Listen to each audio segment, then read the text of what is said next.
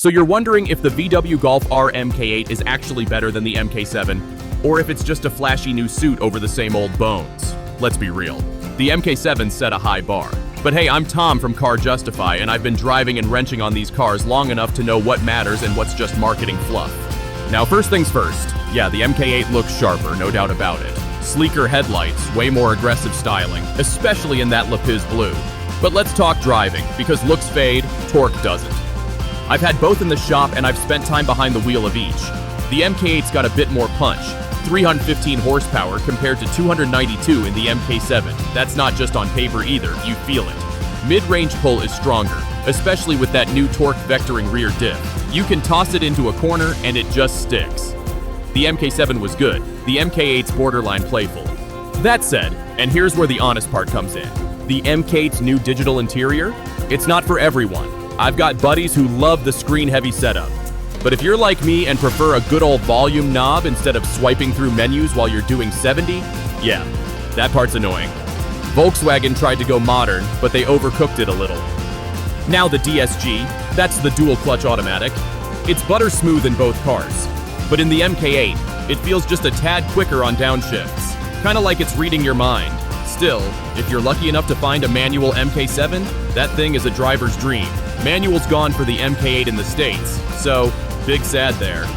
Alright, let's talk daily driving, because most folks aren't tracking these things every weekend. The MK8's got better tech, adaptive cruise, lane assist, a sharper camera system.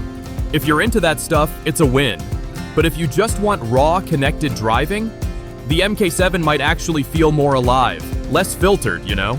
And I gotta say this, build quality-wise, I've noticed more squeaks and rattles in the MK8 than I ever did in the MK7. Could be early production quirks, or maybe they're cutting corners. But when you pay north of 50 grand for a hot hatch, that stuff starts to matter.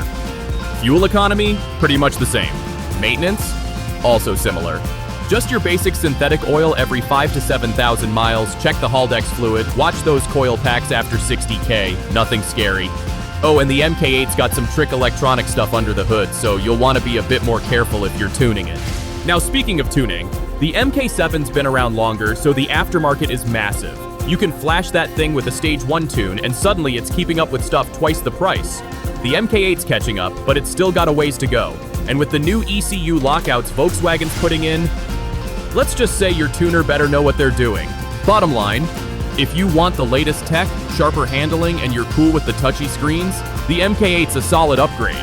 But if you want a more analog feel, a proven platform, and maybe even save some cash for mods, the MK7's still a killer choice. I actually had a friend trade down from a MK8 to a MK7. Said the MK8 felt too numb, his words, not mine. But hey, it's all about what you want out of the car. Alright, quick recap. MK8, more power, more tech, better handling. MK7. Better driver feel, simpler interior, better value. Can't go wrong with either, but now you know what to look for. If this helped clear things up, or maybe just gave you something to argue about in the group chat, hit that like button and throw me a sub for more real-world car talk.